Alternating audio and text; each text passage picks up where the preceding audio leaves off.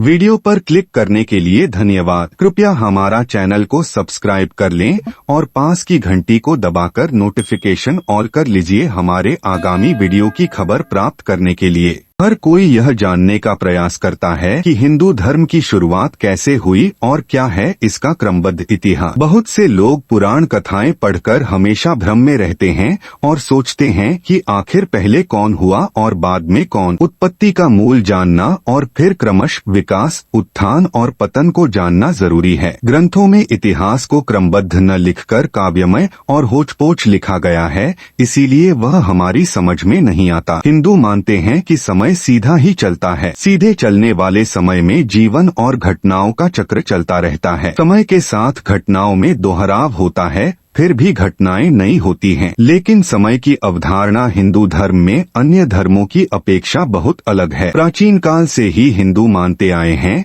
कि हमारी धरती का समय अन्य ग्रहों और नक्षत्रों के समय से भिन्न है। जैसे 365 दिन में धरती का एक वर्ष होता है, तो धरती के मान से 365 दिन में देवताओं का एक दिव्य वर्ष होता है। हिंदू काल अवधारणा सीधी होने के साथ चक्रीय भी है। चक्रीय इस मायने में कि दिन के बाद रात और रात के बाद दिन होता है, तो यह चक्रीय है। लेकिन इसका यह मतलब नहीं कि कल वाला दिन ही आज का दिन है और आज भी कल जैसी ही घटनाएं घटेंगी। राम तो कई हुए, लेकिन हर त्रेतायुग में अलग अलग हुए और उनकी कहानी भी अलग अलग है। पहले त्रेतायुग के राम का दशरथ नंदन राम से कोई लेना देना नहीं है। यह तो ब्रह्मा, विष्णु और शिव ही तय करते कि किस युग में कौन राम होगा और कौन रावण और कौन कृष्ण होगा और कौन कंस। ब्रह्मा, विष्णु और महेश के ऊपर जो ताकत है उसे कहते हैं काल ब्रह्मा। यह काल ही तय करता है कि कौन ब्रह्मा होगा और कौन विष्णु। उसने कई विष्णु पैदा कर दिए हैं कई अन्य धरतियों पर। खैर कि हिंदू काल निर्धारण अनुसार 4 युगों का मतलब 12,000 दिव्य वर्ष होता है। इस तरह अब तक 4 से 4 करने पर 71 युग होते हैं। 71 युगों का एक मनवंतर होता है। इस तरह 14 मनवंतर का एक कल्प माना गया है। एक कल्प अर्थात ब्रह्मा जी के लोक का एक दिन होता है। विष्णु पुराण के अनुसार मनवंतर की अवधि 71 चतुर्युगी के बराबर होती है। इसके अलावा कुछ अतिरिक्त वर्ष भी जोड़े जाते हैं। एक मनवंतर = 71 चतुर्युगी = 8,52,000 दिव्य वर्ष =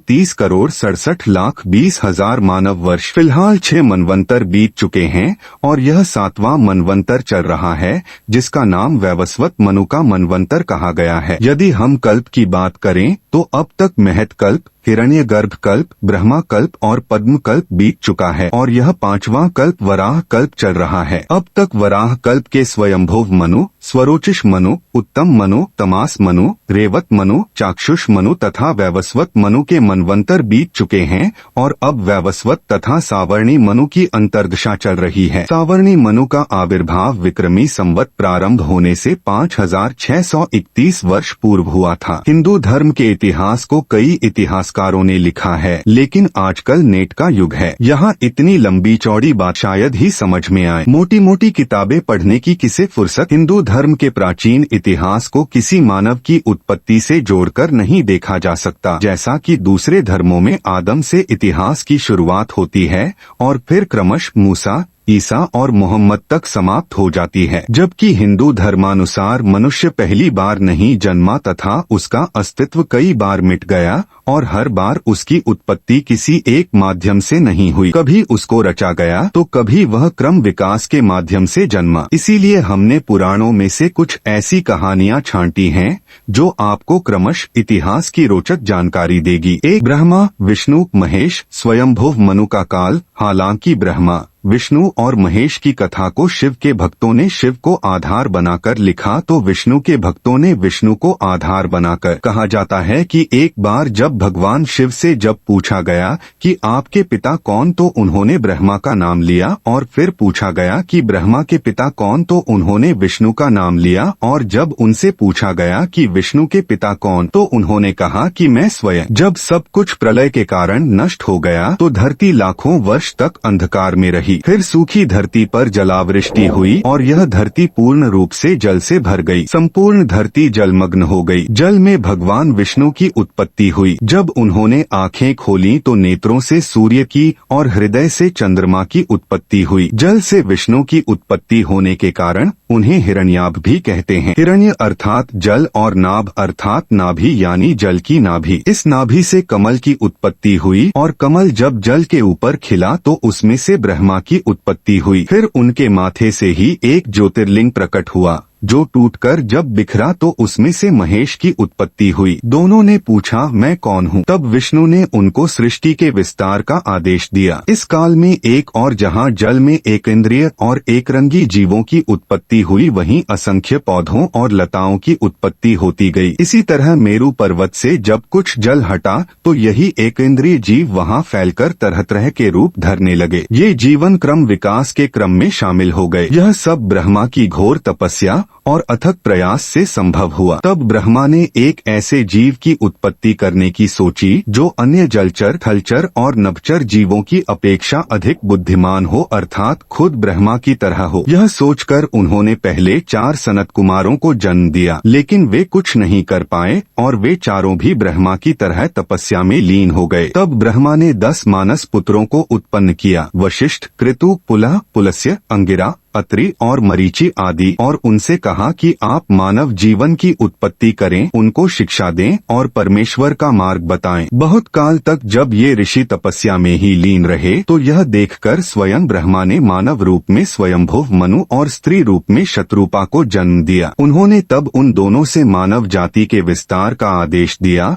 और कहा कि आप सभी धर्मसम्मत वेदवाणी का ज्ञान दें। वेद ईश्वर की वाणी है। इस वाणी को सर्वप्रथम 4 क्रमश ऋषियों ने सुना। अग्नि, वायु, अंगिरा और आदित्य। परंपरागत रूप से इस ज्ञान को स्वयंभुव मनु ने अपने कुल के लोगों को सुनाया, फिर स्वरोचिष, फिर औत्तमी, फिर तामस मनु, फिर रैवत और फिर चाक्षुष मनु ने इस ज्ञान को अपने कुल और समाज के लोगों को सुनाया। बाद में इस ज्ञान को वैवस्वत मनु ने अपने पुत्रों को दिया। इस तरह परंपरा से प्राप्त यह ज्ञान श्री कृष्ण तक पहुंचा। हिंदू धर्म की शुरुआत की कहानी में सबसे पहले ब्रह्मा और उनके पुत्रों की कहानी का अधिक महत्व है। उसके बाद विष्णु और महेश के शिष्यों और भक्तों की कहानी का अधिक महत्व है। महेश ने ब्रह्मा के पुत्र दक्ष की बेटी सती से विवाह किया और विष्णु ने ब्रह्मा के पुत्र भृगु की बेटी लक्ष्मी से विवाह किया। इस तरह ब्रह्मा, विष्णु और महेश ने संपूर्ण धरती पर देव, दैत्य, दानव, राक्षस, मानव, किन्नर, वानर, नाग, मल्ल आदि हजारों तरह के जीवों की रचना की। उल्लेखनीय है कि स्वयंभुव मनु के कुल में भगवान ऋषभदेव हुए। ऋषभदेव स्वयंभुव मनु से 5वीं पीढ़ी में इस क्रम में हुए। स्वयंभुव मनु, प्रियव्रत, अग्निघ्र, नाभि और फिर ऋषभ। ऋषभदेव ने प्रजा को जीवन के निर्वाह हेतु असी, मसी, कृषि, वाणिज्य, विद्या, शिल्प आदि की शिक्षा दी। इनका नंदा व सुनंदा से विवाह हुआ। इनके भरत व बाहुबली आदि 100 पुत्र हुए। भरत के नाम पर ही इस अजनाभ खंड का नाम भारतवर्ष रखा गया। 2 ऋषि कश्यप, हिरण्यकश्यप और हिरण्याक्ष। जैसा कि हम पहले बता चुके हैं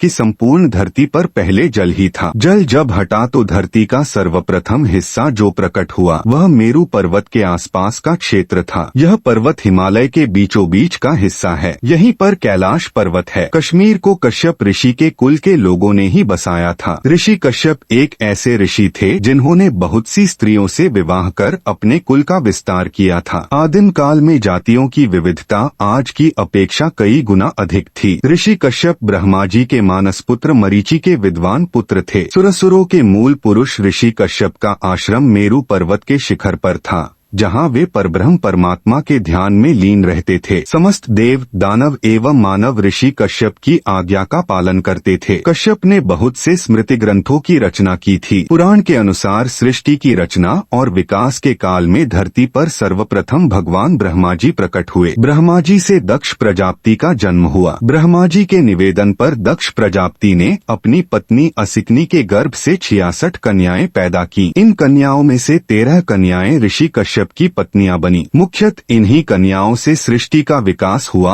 और कश्यप सृष्टिकर्ता कहलाए। उल्लेखनीय है कि ब्रह्मा के पुत्रों के कुल के लोगों ने ही आपस में रोटी बेटी का संबंध रखकर कुल का विस्तार किया। कश्यप की पत्नियां इस प्रकार ऋषि कश्यप की अदिति, दिति, दनु, काष्ठा, अरिष्टा, सुरसा, इला, मुनि, क्रोधवशा, ताम्रा, सुरभि, सुरसा, तिमि, विंता, कदरू, पतांगी और यामिनी आदि पत्नियां बनी। इन पत्नियों की कहानी भी बड़ी रोचक है। हिंदुओं को इनकी कहानियां पढ़ना चाहिए। एक अदिति पुराणों के अनुसार कश्यप ने अपनी पत्नी अदिति के गर्भ से 12 आदित्यों को जन्म दिया, जिनमें भगवान नारायण का वामन अवतार भी शामिल था। ये 12 पुत्र इस प्रकार थे: विवस्वान, सूर्य, अर्यमा, पूषा, त्वष्टा, विश्वकर्मा, सविता, भग, धाता, विधाता, वरुण, मित्र, इंद्र और त्रिविक्रम। भगवान वामन माना जाता है कि ऋषि कश्यप के पुत्र विवस्वान से वैवस्वत मनु का जन्म हुआ। महाराज वैवस्वत मनु को इक्ष्वाकु, नृग, धृष्ट, शर्याति, नरिष्यंत, प्रांशु, नाभाग, दिष्ट, करुष और पृषध्र नामक 10 श्रेष्ठ पुत्रों की प्राप्ति हुई। इनके ही कुल में आगे चलकर राम हुए। यह सूर्यवंशियों का कुल था, जबकि चंद्रवंशियों की उत्पत्ति ब्रह्मा के पुत्र अत्रि से हुई थी। त्रिस्क ब्रह्मा से अत्रि, अत्रि से चंद्रमा,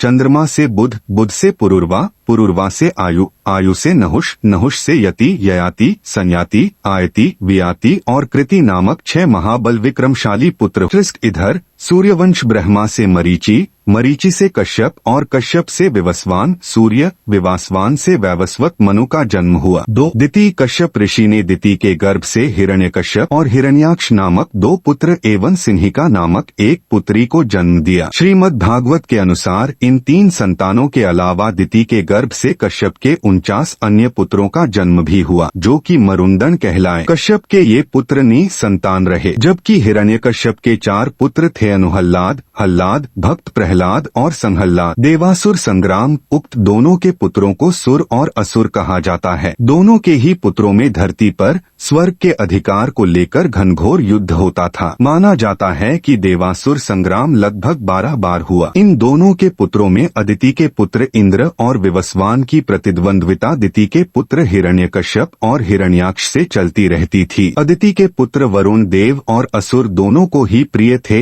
इसलिए उनको असुरों का समर्थक भी माना गया है। वरुण देव जल के देवता हैं। हिरण्याक्ष भयंकर दैत्य था। वह तीनों लोकों पर अपना अधिकार चाहता था। हिरण्याक्ष का दक्षिण भारत पर राज था। ब्रह्मा से युद्ध में अजेय और अमरता का वर मिलने के कारण उसका धरती पर आतंक हो चला था। हिरण्याक्ष भगवान वराह रूपी विष्णु के पीछे लग गया था और वह उनके धरती निर्माण के कार्य की खिल्ली उड़ाकर उनको युद्ध के लिए ललकारता था। वराह भगवान ने जब रसातल से बाहर निकलकर धरती को समुद्र के ऊपर स्थापित कर दिया, तब उनका ध्यान हिरण्याक्ष पर गया। आदि वराह के साथ भी महाप्रबल वराह सेना थी। उन्होंने अपनी सेना को लेकर हिरण्याक्ष के क्षेत्र पर चढ़ाई कर दी और विंध्यगिरि के पाद प्रसूत जल समुद्र को पार कर उन्होंने हिरण्याक्ष के नगर को घेर लिया। संगमनेर में महासंग्राम हुआ। 4 इंद्रबाली समुद्र मंथन की कथा सभी जानते हैं। राजा बाली के हाथ से जब वामन के दान के कारण स्वर्ग का राज्य चला गया, तब कुछ काल बाद एक घटना घटी। दुर्वासा ऋषि की पारिजात पुष्पमाला का इंद्र ने उचित सम्मान नहीं किया, तो इससे रुष्ट होकर उन्होंने इंद्र को श्रीहीन होकर स्वर्ग से वंचित होने का श्राप दे डाला। यह समाचार लेकर शुक्राचार्य दैत्यराज बाली के दरबार में पहुँचते हैं। वे दैत्यराज बाली को कहते हैं कि इस अवसर का लाभ उठाकर असुरों को तुरंत आक्रमण करके स्वर्ग पर अधिकार कर लेना चाहिए। ऐसा ही होता है। दैत्यराज बाली स्वर्ग पर आक्रमण का देवताओं को वहां से खदेड़ देता है। इधर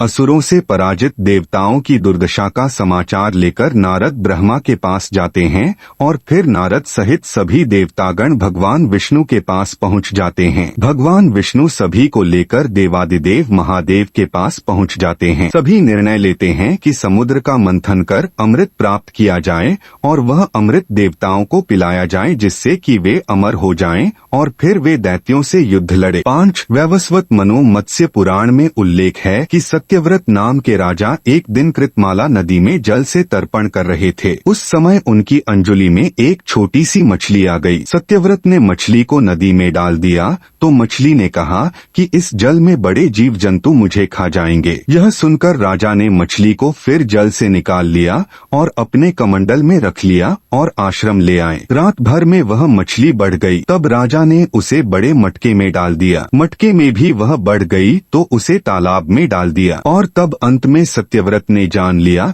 कि यह कोई मामूली मछली नहीं है, जरूर इसमें कुछ बात है। तब उन्होंने उसे ले जाकर समुद्र में डाल दिया। समुद्र में डालते समय मछली ने कहा कि समुद्र में मगर रहते हैं, मुझे वहाँ मत छोड़िए, लेकिन राजा ने हाथ जोड़कर कहा कि आप मुझे कोई मामूली मछली नहीं जान पड़ती है। आपका आकार तो अप्रत्याशित तेजी से बढ़ रहा है। बताएं कि आप कौन हैं? तब मछली रूप में भगवान विष्णु ने प्रकट होकर कहा कि आज से 7वें दिन प्रलय के कारण पृथ्वी समुद्र में डूब जाएगी। तब मेरी प्रेरणा से तुम एक बहुत बड़ी नौका बनाओ और जब प्रलय शुरू हो तो तुम सप्तऋषियों सहित सभी प्राणियों को लेकर उस नौका में बैठ जाना तथा सभी अनाज उसी में रख लेना। अन्य छोटे बड़े बीज भी रख लेना। नाव पर बैठकर लहराते महासागर में विचरण करना। प्रचंड आंधी के कारण नौका डगमगा जाएगी, तब मैं इसी रूप में आ जाऊंगा। तब वासुकी नाग द्वारा उस नाव को मेरे सींग में बांध लेना। जब तक ब्रह्मा की रात रहेगी मैं नाव समुद्र में खींचता रहूंगा। उस समय जो तुम प्रश्न करोगे मैं उत्तर दूंगा। इतना कह मछली गायब हो गई। राजा तपस्या करने लगे। मछली का बताया हुआ समय आ गया। वर्षा होने लगी, समुद्र उमड़ने लगा। तभी राजा ऋषियों अन्न बीजों को लेकर नौका में बैठ गए और फिर भगवान रूपी वही मछली दिखाई दी। उसके सींग में नाव बांध दी गई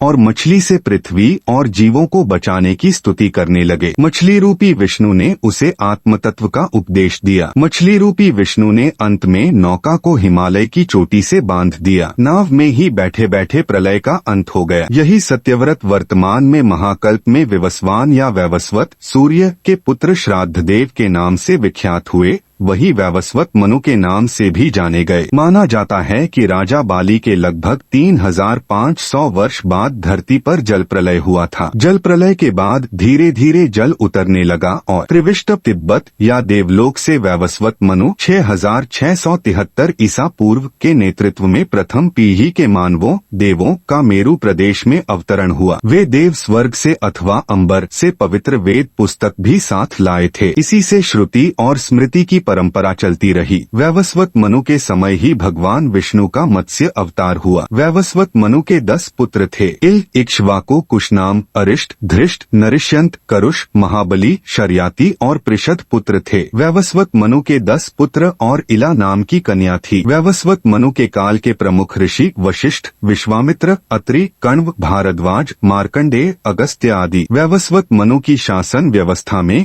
देवों में 5 तरह के विभाजन थे। देव, दानव, यक्ष, किन्नर और गंधर्व। दरअसल ये 5 तरह की मानव जातियां थीं। प्रारंभ में ये सभी जातियां हिमालय से सटे क्षेत्रों में ही रहती थीं, फिर धीरे धीरे वहां से नीचे फैलने लगीं। 6 इक्ष्वाकु वैवस्वत मनु के बाद। इक्ष्वाकु हिंदू धर्म के इतिहास में मील का पत्थर है। इनकी कहानी को जानना जरूरी है। वैवस्वत मनु के 10 पुत्र थे। इल, इक्ष्वाकु, कुशनाम, अरिष्ट, धृष्ट, नरिष्यन, करुष, महाबली, शर्याति, पृषद। राजा इक्ष्वाकु के कुल में जैन और हिंदू धर्म के महान तीर्थंकर भगवान राजा साधु महात्मा और सृजनकारों का जन्म हुआ है। इक्ष्वाकु के पुत्र और उनका वंश। मनु के दूसरे पुत्र इक्ष्वाकु के 3 पुत्र हुए, कुक्षी, निमि और दंडक। इक्ष्वाकु के प्रथम पुत्र कुक्षी अयोध्या के राजा थे, जिनके कुल में राम हुए। इक्ष्वाकु के दूसरे पुत्र निमि मिथिला के राजा थे, जिनके कुल में राजा जनक हुए। राजा निमि के गुरु थे ऋषि वशिष्ठ। निमि जैन धर्म के 21वें तीर्थंकर बने। 7 राजा पृथु इक्ष्वाकु के वंश में महान सम्राट पृथु हुए। वे इनके पुत्र पृथु की कहानी को बहुत कम हिंदू जानते हैं। स्वयंभुव मनु के वंशज अंग नामक प्रजापति का विवाह मृत्यु की मानसी पुत्री सुनीता से हुआ था। वेन उनका पुत्र हुआ। पृथु ने कई महान कार्य किए थे। उनके महान कार्यों के कारण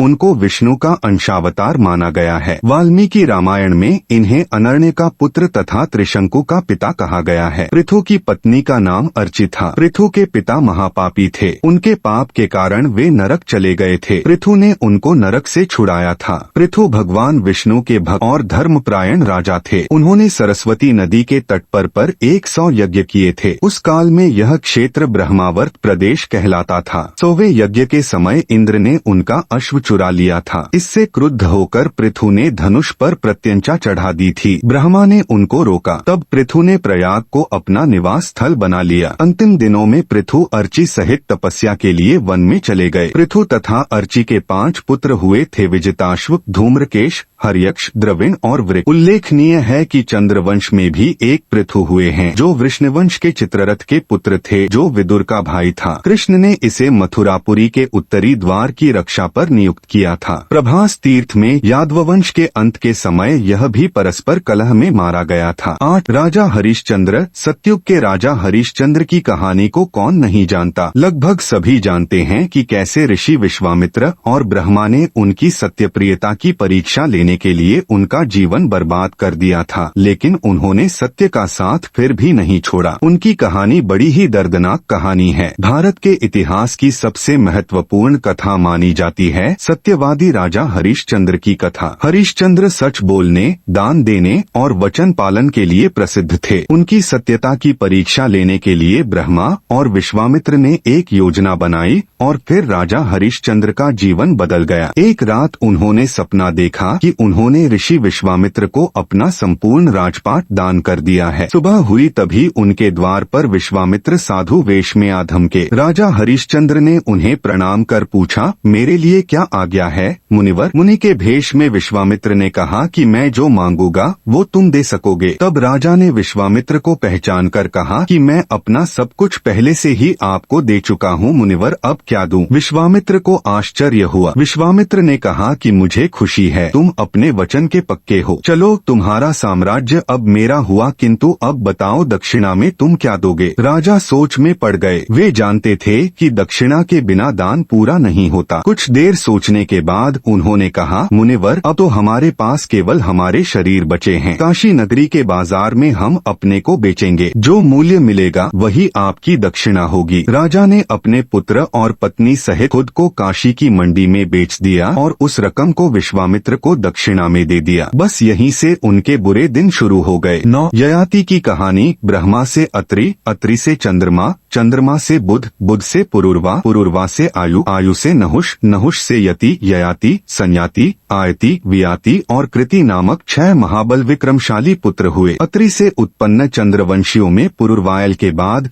सबसे चर्चित कहानी ययाति और उसने पुत्रों की है। ययाति के 5 पुत्र थे, पुरु, यदु, तुर्वस, अनु और द्रुह्म। उनके इन 5 पुत्रों और उनके कुल के लोगों ने मिलकर लगभग संपूर्ण एशिया पर राज किया था। ऋग्वेद में इसका उल्लेख मिलता है। ययाति बहुत ही भोगविलासी राजा था। जब भी उसको यमराज लेने आते तो वह कह देता, नहीं अभी तो बहुत काम बचे हैं, अभी तो कुछ देखा ही नहीं। 10 वशिष्ठ विश्वामित्र की लड़ाई। गुरु वशिष्ठ और विश्वामित्र के मध्य प्रतिष्ठा की लड़ाई चलती रहती थी। इस लड़ाई के चलते ही 5000 वर्ष पूर्व हुए महाभारत युद्ध के पूर्व एक और महासंग्राम हुआ था, जिसे दशराज युद्ध के नाम से जाना जाता। इस युद्ध की चर्चा ऋग्वेद में मिलती है। यह रामायण काल की बात है। महाभारत युद्ध के पहले भारत के आर्यावर्त क्षेत्र में आर्यों के बीच दशराज युद्ध हुआ था। इस युद्ध का वर्णन दुनिया के हर देश और वहाँ की संस्कृति में आज भी विद्यमान है। ऋग्वेद के 7वें मंडल में इस युद्ध का वर्णन मिलता है। इस युद्ध से यह पता चलता है कि आर्यों के कितने कुल या कबीले थे और उनकी सत्ता धरती पर कहाँ तक फैली थी। इतिहासकारों के अनुसार यह युद्ध आधुनिक पाकिस्तानी पंजाब में परुष्णी नदी, रावी नदी के पास हुआ था। ब्रह्मा से भृगु, भृगु से वारिणी भृगु, वारिणी भृगु से बाधृश्य, शुनक, शुक्राचार्य, उष्णाया काव्या, बाधूल, सानग और च्यवन का जन्म हुआ। शुनक से शौनक, शुक्राचार्य से त्वष्टा का जन्म हुआ। त्वष्टा से विश्वरूप और विश्वकर्मा, विश्वकर्मा से मनु, मय, त्वष्टा, शिल्पी और देवज्ञ का जन्म हुआ। दशराज्य युद्ध के समय भृगु मौजूद थे। राजा सगर और भगीरथ इक्ष्वाकु वंश के राजा सगर, भगीरथ और श्री राम के पूर्वज हैं। राजा सगर की 2 रानियां थीं, केशिनी और सुमति। जब दीर्घकाल तक दोनों पत्नियों को कोई संतान नहीं हुई तो राजा अपनी दोनों रानियों के साथ हिमालय पर्वत पर जाकर पुत्र कामना से तपस्या करने लगे। तब ब्रह्मा के पुत्र महर्षि भृगु ने उन्हें वरदान दिया कि एक रानी को 60,000 अभिमानी पुत्र प्राप्त तथा दूसरी से एक वंशधर पुत्र होगा। वंशधर अर्थात जिससे आगे वंश चलेगा। बाद में रानी सुमति ने तुम्बी के आकार के एक गर्भपिंड को जन्म दिया। वह सिर्फ एक बेजान पिंड था। राजा सगर निराश होकर उसे फेंकने लगे। तभी आकाशवाणी हुई, सावधान राजा, इस तुम्बी में 60,000 बीज हैं। घी से भरे एक एक मटके में एक एक बीज सुरक्षित रखने पर कालांतर में 60,000 पुत्र प्राप्त होंगे।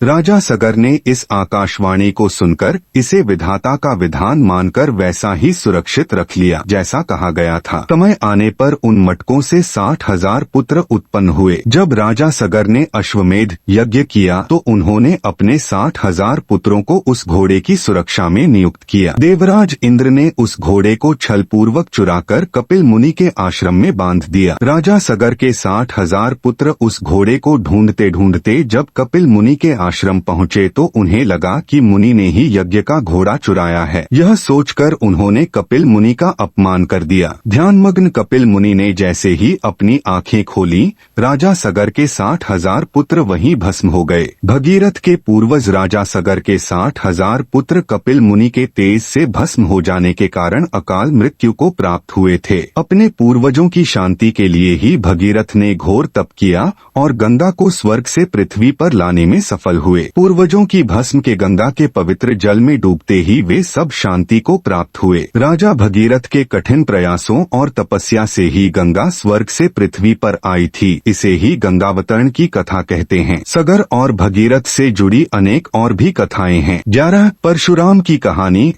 अश्वत्थामा, हनुमान और विभीषण की भांति परशुराम भी चिरंजीवी हैं। भगवान परशुराम तभी तो राम के काल में भी थे और कृष्ण के काल में भी उनके होने की चर्चा होती है। कल्प के अंत तक वे धरती पर ही तपस्यारत रहेंगे। परशुराम भृगु वंश से थे। महाभारत के अनुसार भृगु से वारिणी भृगु ऋषि और वारिणी भृगु के उशंस शुक्र एवं च्यवन नामक 2 पुत्र थे। उनमें से शुक्र एवं उसका परिवार दैत्यों के पक्ष में शामिल होने के कारण नष्ट हो गया। इस प्रकार च्यवन पत्नी मनुकन्या आरुषि से और से ऋचिक से जमदग्नि और जमदग्नि से परशुराम का जन्म हुआ। भृगु ऋषि के च्यवन कुल का संबंध पश्चिमी हिंदुस्तान के अनार्त प्रदेश से था। उशंस शुक्र उत्तर भारत के मध्य भाग में थे। परशुराम के बाद इंद्रोत शौनक और प्रचेतन वाल्मीकि का उल्लेख मिलता है। ऋचिक सत्यवती के पुत्र जमदग्नि के पुत्र परशुराम थे। सत्यवती गाधी की पुत्री थी। गाधी राजा कुशिक का पुत्र और विश्वामित्र के पिता थे। ऋचिक सत्यवती के पुत्र जमदग्नि के पुत्र परशुराम थे। गाधी राजा कुशिक का पुत्र और विश्वामित्र के पिता थे। विष्णु के छठे आवेश अवतार परशुराम का जन्म वैशाख शुक्ल पक्ष की तृतीया को रात्रि के प्रथम प्रहर में भृगु ऋषि के कुल में हुआ था। उनकी माता का नाम रेणुका था। परशुराम भगवान शंकर के परम भक्त थे। उनका वास्तविक नाम राम था, किंतु परशु धारण करने से वे परशुराम कहे जाने लगे। भगवान शिव से उन्होंने एक अमोघास्त्र प्राप्त किया था जो परशु नाम से प्रसिद्ध है। परशुराम के 4 और भाई थे, रुमणवान, सुषेण, वसु और विश्वावसु। परशुराम 5वें पुत्र थे। उस काल में हैहयवंशीय क्षत्रिय राजाओं का अत्याचार था। राजा सहस्रबाहु अर्जुन आश्रमों के ऋषियों को सताया करता था। परशुराम ने उक्त राजा सहस्रबाहु का महिष्मति में वध कर ऋषियों को भयमुक्त किया। हैहयवंशीय क्षत्रिय राजाओं से उनके युद्ध को आज भी याद किया जाता है। उनका इन राजाओं से 36 बार युद्ध हुआ था और 36 बार ही हैहयवंशीय क्षत्रिय राजाओं को पराजित होना पड़ा था। इस दौरान लाखों क्षत्रियों का नाश हो गया था। इस पाप से छुटकारा पाने के लिए भगवान परशुराम घोर तपस्या में लीन हो गए थे। 12 राम की कहानी। शोधानुसार पता चलता है कि भगवान राम का जन्म 5114 ईस्वी पूर्व चैत्र मास की नवमी को हुआ था। अयोध्या के राजा दशरथ के 4 पुत्रों में सबसे बड़े पुत्र थे भगवान राम। दशरथ की 3 पत्नियां थीं, कौशल्या, सुमित्रा और कैकी। राम के 3 भाई थे, लक्ष्मण, भरत और शत्रुघ्न। राम कौशल्या के पुत्र थे। सुमित्रा के लक्ष्मण और शत्रुघ्न 2 पुत्र थे। कैकी के पुत्र का नाम भरत था। भरत को राज सिंहासन पर बैठाने के लिए कैकी ने दशरथ से राम के लिए 14 वर्ष का वनवास मांग लिया था। लक्ष्मण की पत्नी का नाम उर्मिला, शत्रुघ्न की पत्नी का नाम श्रुतकीर्ति और भरत की पत्नी का नाम मांडवी था। सीता और उर्मिला राजा जनक की पुत्रियां थीं और मांडवी और श्रुतकीर्ति कुशध्वज की पुत्रियां थीं। लक्ष्मण के अंगद तथा चंद्रकेतु नामक 2 पुत्र थे। राम का विवाह मिथिला के नरेश राजा जनक की पुत्री सीता से हुआ। सीता स्वयंवर में रावण भी आया था। विवाह बाद कैकी के कहने पर राम को दशरथ ने 14 वर्ष के लिए वनवास में भेज दिया। वनवास में सीता और लक्ष्मण भी उनके साथ गए। इधर कैकेयी ने भरत को अयोध्या का राजा बना दिया। वनवास के दौरान लक्ष्मण ने रावण की बहन शूर्पणखा की नाक काट दी थी। सीता स्वयंवर में अपनी हार और शूर्पणखा की नाक काटने का बदला लेने के लिए रावण ने सीता का हरण कर लिया। वनवास के दौरान ही राम को सीता से 2 पुत्र प्राप्त हुए, लव और कुश। एक शोधानुसार लव और कुश की 50वीं पीढ़ी में शल्य हुए, जो महाभारत युद्ध में कौरवों की ओर से लड़े थे। राम ने सीता को रावण के चंगुल से छुड़ाने के लिए संपाति, हनुमान, सुग्रीव, विभीषण, मैंद, द्विविद, जाम्बवंत, नल, नील, तार, अंगद, धूम्र, सुषेण, केसरी, गज, पनस, विनत, रंभ, शरभ, महाबली, कंपन, गवाक्ष, दधिमुख, गवय और गंधमादन आदि की सहायता से सेतु बनाया और लंका पर चढ़ाई कर दी। लंका में घोर युद्ध हुआ और पराक्रमी रावण का वध हो गया। रावण का वध, पुष्पक विमान से अयोध्या आगमन, इस सारे घटनाक्रम में हनुमान जी ने राम का बहुत साथ दिया, इसीलिए हनुमान जी राम के अनन्य सहायक और भक्त सिद्ध हुए। भगवान राम को हनुमान ऋष्यमुख पर्वत के पास मिले थे। राम की जल समाधि अयोध्या आगमन के बाद राम ने कई वर्षों तक अयोध्या का राजपाट संभाला और इसके बाद गुरु वशिष्ठ व ब्रह्मा ने उनको संसार से मुक्त हो जाने का आदेश दिया। एक घटना के बाद उन्होंने जल समाधि ले ली थी। 13 कृष्ण की कहानी। न कोई मरता है और न ही कोई मारता है, सभी निमित्त मात्र हैं। सभी प्राणी जन्म से पहले बिना शरीर के थे, मरने के उपरांत वे बिना शरीर वाले हो जाएंगे। यह तो बीच में ही शरीर वाले देखे जाते हैं, फिर इनका शोक क्यों करते हो। कृष्ण की कहानी भारत और हिंदू धर्म की संपूर्ण कहानी है। महाभारत को पढ़ना हिंदू धर्म और भारत को पढ़ना है। हिंदू मान्यता अनुसार विष्णु ने 8वें मनु वैवस्वत के मनवंतर के 28वें द्वापर में 8वें अवतार श्री कृष्ण के रूप में देवकी के गर्भ से मथुरा के कारागार में जन्म लिया था। उनका जन्म भाद्रपद के कृष्ण पक्ष की रात्रि के साथ 8वां उपस्थित हुआ, तभी आधी रात के समय सबसे शुभ लग्न में हुआ। उस लग्न पर केवल शुभ ग्रहों की दृष्टि थी। रोहिणी नक्षत्र तथा अष्टमी तिथि के संयोग से जयंती नामक योग में ईसा से लगभग 3200 वर्ष पूर्व उनका जन्म हुआ। ज्योतिषियों के अनुसार उस समय शून्य काल रात 12 बजे था। हे धनंजय, मुझसे भिन्न दूसरा कोई भी परम कारण नहीं है। माया द्वारा जिनका ज्ञान हरा जा चुका है। रावण का वध ऐसे आसुर स्वभाव को धारण किए हुए मनुष्यों में नीच दूषित कर्म करने वाले मूढ़ लोग मुझको नहीं भजते। गीता। महाभारत के बाद धीरे धीरे धर्म का केंद्र तक्षशिला पेशावर से हटकर मगध के पाटलिपुत्र में आ गया। गर्ग संहिता में महाभारत के बाद के इतिहास का उल्लेख मिलता है। अयोध्या कुल के मनु की 94 पीढ़ी में बृहद्रथ राजा हुए। उनके वंश के राजा क्रमश सोमाधि, श्रुतश्रव, अयुतायु, निर्मित्र, सुकृत, बृहत्कर्मन, सेनाजित, विभु, शुचि, क्षेम, सुव्रत, निवृत्ति, त्रिनेत्र, महासेन, सुमति, अचल, सुनेत्र, सत्यजीत, वीरजीत और अरिंजय हुए। इन्होंने मगध पर क्षेम धर्म से पूर्व राज किया था। बृहद्रथ जरासंध वंश के रूप में 3233वीं से रिपुंजय तक 2011वीं तक चला। शत्रुंजय के समय श्री कृष्ण वंशी बजर नाम का राज्य चला। बाद में यादवों के वंश मिथिला, मगध, विदर्भ, गोंडल, जैसलमेर, करौली, काठियावाड़, सतारा, दक्षिण मथुरा, पांड्य देश, पल्लव आदि विभिन्न खंडों में बिखर गए। महाभारत के बाद कुरु वंश का अंतिम राजा निचक्षु था। पुराणों के अनुसार हस्तिनापुर नरेश निचक्षु ने, जो परीक्षित का वंशज युधिष्ठिर से 7वीं पीढ़ी में था, हस्तिनापुर के गंगा द्वारा बहा दिए जाने पर अपनी राजधानी वत्स देश की कौशाम्बी नगरी को बनाया। इसी वंश की 26वीं पीढ़ी में बुद्ध के समय में कौशाम्बी का राजा उद्यन था। निचक्षु और कुरुओं के कुरुक्षेत्र से निकलने का उल्लेख सांख्यान श्रौत सूत्र में भी है। शुनक वंशी प्रद्योत और उसके 5वें वशंधर नंदिवर्धन 1873वीं। 14 चंद्रगुप्त, चाणक्य और सम्राट अशोक की कहानी। चंद्रगुप्त और चाणक्य की कहानी उस काल के भारत के संपूर्ण इतिहास को प्रदर्शित करती है, इसीलिए सभी भारतवासियों को चाणक्य और चंद्रगुप्त की कहानी के साथ ही सम्राट अशोक की जीवन गाथा का अध्ययन करना चाहिए। विक्रमादित्य की कहानी। चक्रवर्ती सम्राट विक्रमादित्य अवंतिका के राजा जरूर थे, लेकिन उनका शासन संपूर्ण भारत पर था। उन्हीं के नाम पर विक्रमादित्य की उपाधि अन्य राजाओं को दी गई, जिसमें चंद्रगुप्त द्वितीय और हेमू थे। विक्रम संवत अनुसार विक्रमादित्य आज से 2286 वर्ष पूर्व हुए थे। विक्रमादित्य का नाम विक्रम सेन था। नाबोवाहन के पुत्र राजा गंधर्वसेन भी चक्रवर्ती सम्राट थे। गंधर्वसेन के पुत्र विक्रमादित्य और भर्तृहरि थे। कली काल के 3000 वर्ष बीत जाने पर 101 ईसा पूर्व सम्राट विक्रमादित्य का जन्म हुआ। उन्होंने 100 वर्ष तक राज किया।